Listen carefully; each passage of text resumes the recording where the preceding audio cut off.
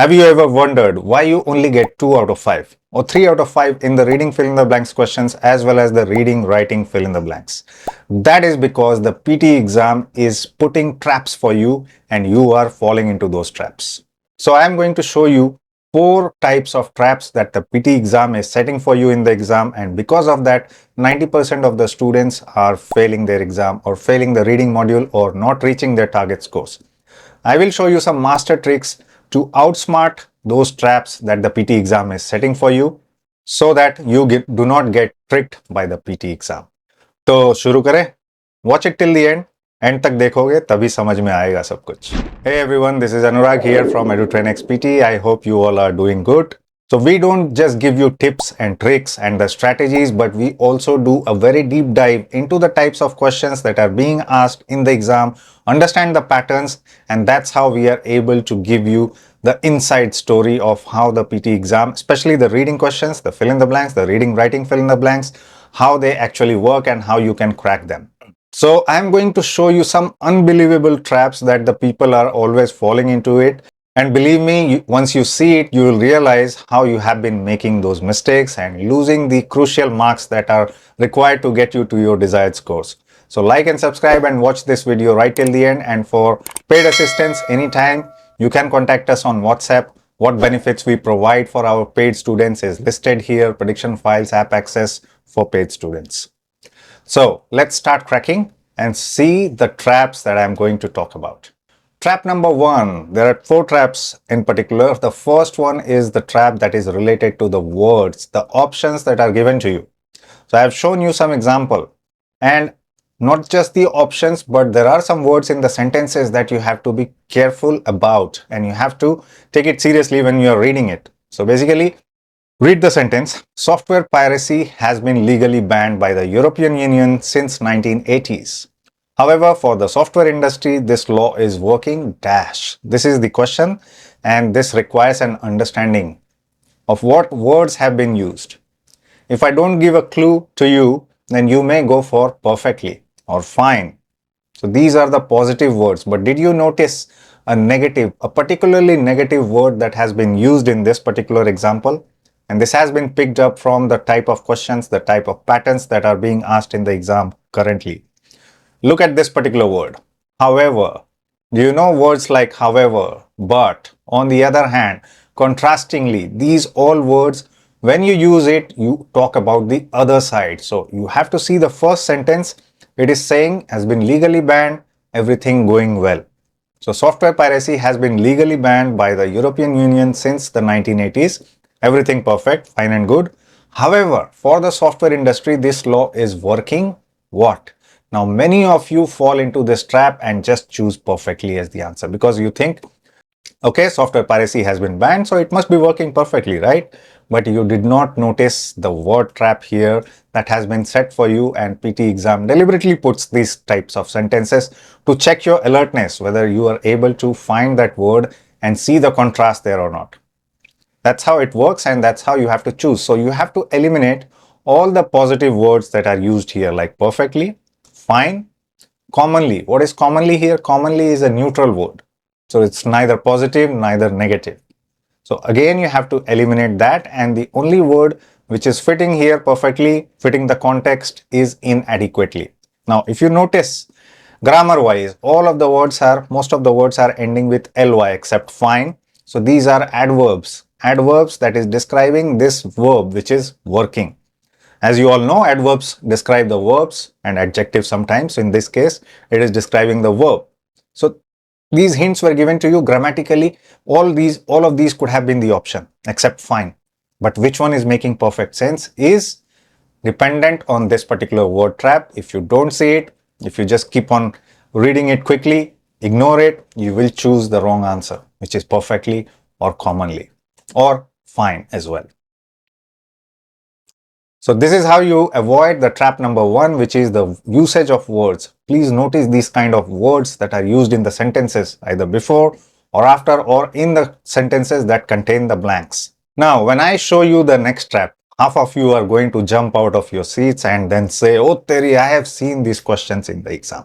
I have seen this type of traps in the exam. So next particular trap is very, very important to understand. You all can have a look at the questions that we publish in the monthly prediction files. You can see what type of questions are coming and start observing these patterns that I have been teaching you all along on my videos, and also these kind of traps. You will see some of the questions having these kind of traps. Not all of them will have, but yes, it is quite important that you take a deliberate look or a careful look at the questions, identify those traps. So let's get ready for the next particular trap, which is the option trap. Options trap means the words that will be given to you are the trap.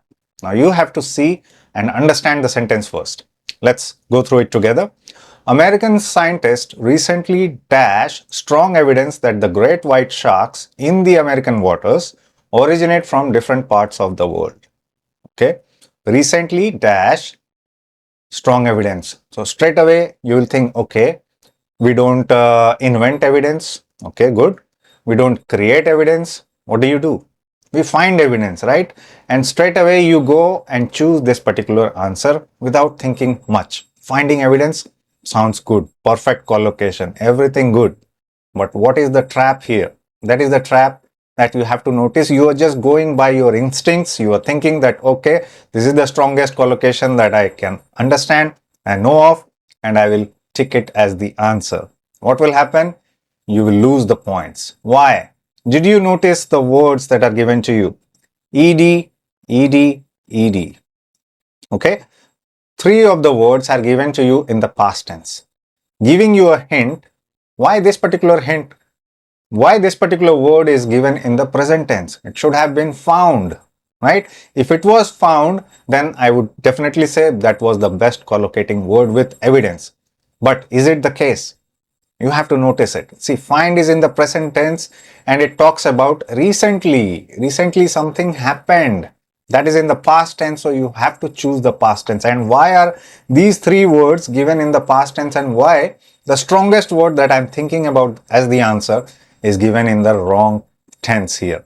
So that is how they set the traps. They play with your minds. You are going to choose this particular answer and you lose the points. So you have to eliminate this answer straight away because of the wrong tense, not accepted in the tense form. Of course, we agreed that we don't invent evidence. We don't create evidence. What we do, what is the closest word that is related to find is uncovered. So you uncovered the evidence is very close to finding the evidence. So that will be the best answer, and that's how you choose it. Bola tha na? This is the most common type of mistake that people make in the exam, most deceiving type of question in the exam. Many of the people do this mistake and get trapped here. So now you know these kind of traps are set for you in the exam. Please be careful. Okay, if you see this kind of questions, very easy to fall into this trap. You have to go with the not only just the word that is fitting the collocation or meaning, but you have to see the tense and grammar as well. So this is the option trap that I was talking to you about. The next one is context trap. What is a context trap? Context trap means that you are only focusing on the sentences that are carrying the blanks. So you will just read this sentence and try to figure out what the particular answer is going to be without even realizing what the context is talking about. So this is where the PT exam is not actually a trap, but this is the check of the context here, whether you are reading the text or not. Are you understanding the meaning of the passage that has been given to you or not? This is basically a question. Okay, and for question, it is giving you a passage, giving you some context. What is context? Context is the theme, the idea, the hidden meaning, everything related to what they are trying to say in that passage. So once you understand that, that will help you to determine. Now, sometimes before the sentence carrying the blank may have some clue, or sometimes the sentence after the blank may also have the clues related to what should be the answer context wise, right? What is context? I just discussed it. So let's read it. This is the same sentence I used in the previous example. Now you see, American scientists recently uncovered strong evidence that the great white sharks in the American waters originate from different parts of the world. These findings dash the well-established theory that these sharks are native to America. Now, what is the context telling us? Let's say this piece of land is America. Okay, the first sentence is saying they originate from different parts of the world, like this. They are coming from everywhere. So what is the second sentence telling? Is it saying the same thing? If it is saying the same thing, then I will choose something positive, like prove or indicate. But if it is saying the other way around, or even though the word trap is not set here, using however, it can still mean different, like this. These findings dash the well-established theory that these sharks are native to America. So the well-established theory is saying that they are native to America, and both the statements are contradictory, opposite, completely saying the other side, right? So I can't choose any words that are positive like prove or indicate. I have to use something that is talking about the other side, contradict or false. Now, false, the well-established theory is not fitting the correct word type. Maybe falsify could have made a better sense. Contradict, the well-established theory, is making perfect sense now. Now, you see, this is the third kind of trap that I was talking to you about, context. Very, very important to understand the meaning of the whole thing that is given to you. Most people, as I said, they just focus on this line. Okay, these findings dash, okay, let's see, gut feeling. These findings prove the well-established theory, and you are just going with this particular answer without even realizing that this was a trap set for you, and you straight away went into that trap and lost the mark. This was an easy example, and believe me, while doing the research of the questions that we have seen in the past many years that have been coming in the exam, that we have been sharing as prediction files, you will see that this is the type of pattern, one of the type of pattern, and you have to crack that and don't fall into that trap. So that's why I keep telling you, keep on reading, develop your reading habit so you can read these sentences faster, right? Still get a clue of what the context is, and so that when you come to the actual question that has the blank, you will have all the information that is given to you. You will be able to use your common sense, utilize the information, and get the correct answer. All right, so don't make this big mistake and start reading, start understanding the context. Now let's move on to the last trap, which is absolutely important, grammar. Absolutely, many times, even in reading, writing, fill in the blanks, and reading, fill in the blanks, everywhere you will see these kind of traps. What are these traps? Let's see. This is a question, a passage with two blanks, and you see the words that are used here. Okay, we'll still read the context, we'll still read the passage to understand what it is trying to say. So internal combustion engines were first invented in the late 19th century, all using the dash of James Watt. Okay, so even if you don't know that James Watt invented the steam engine or the concept of engine, all using the dash, all. It's giving you hint that this is not a single thing. So it's giving you a hint that it is not a single thing. So it can't be a singular. All theories would have made sense. Singular. Concept. Straight away you can eliminate these two answers from your list. And now we are down to principles and parts. 50-50 chance.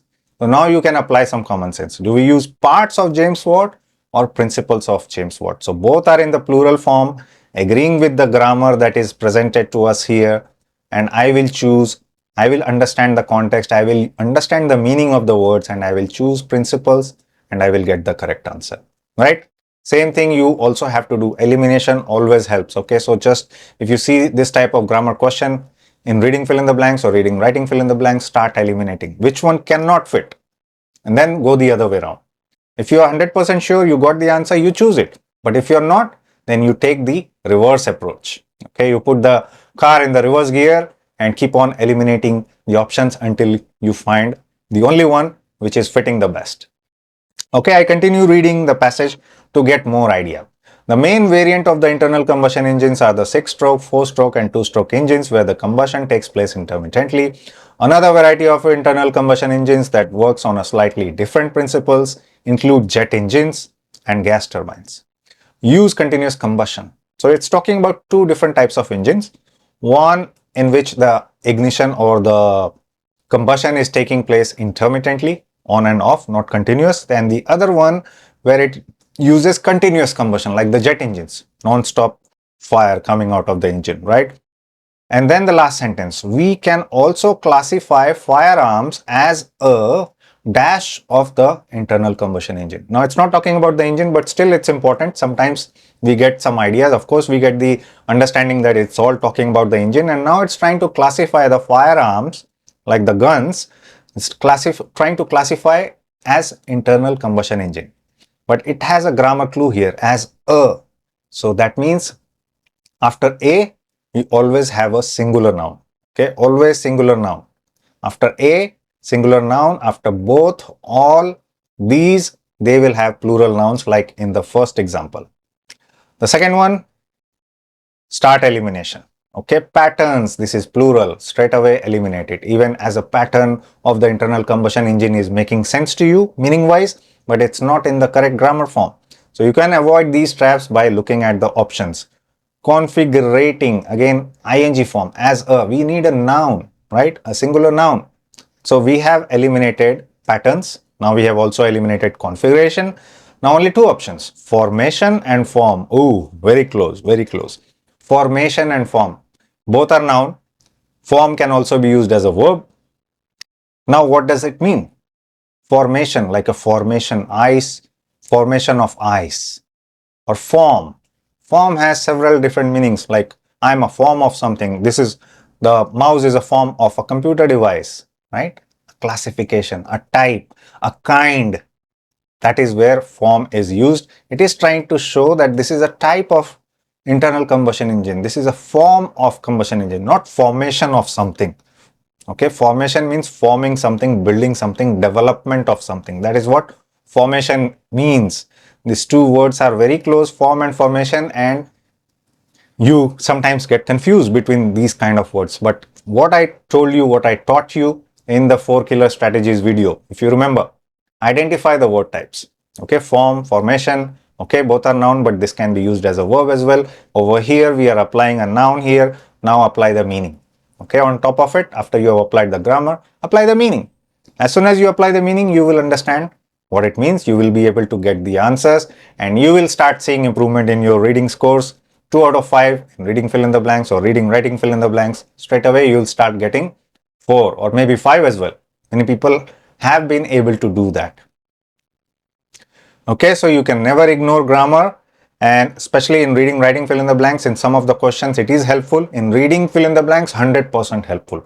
Every single time these grammar techniques is going to help you, especially in the reading fill in the blanks. So if you have a grammar that is very, very strong, or if you can build it, if you still have time for your exam, invest your energy on building your grammar capabilities. Okay, once you build that, everywhere you will see the benefits, not just in the reading module, in writing as well. Okay, everywhere else as well. Your speaking will also improve. You will become more confident in using the sentences. You will not hesitate. So indirect benefits are also there of improving your grammar. Okay, so now you know those type of traps, the 4 popular type of traps that the PT exam is setting for you in the exam for reading fill in the blanks and reading writing fill in the blanks questions. And if you are able to successfully avoid those traps, that means you are one step closer to your desired scores, and you can get the scores that you're looking for.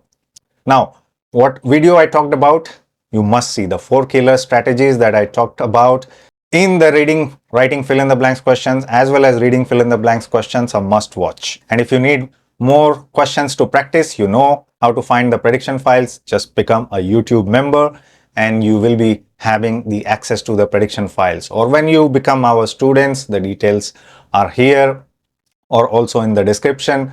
WhatsApp us, join as a paid student. You will get all the benefits, all the prediction files, templates, everything, and 3 months app access as well. So keep watching Edutrainex, and I'll soon be back with another informative video on the PT topics. See you soon.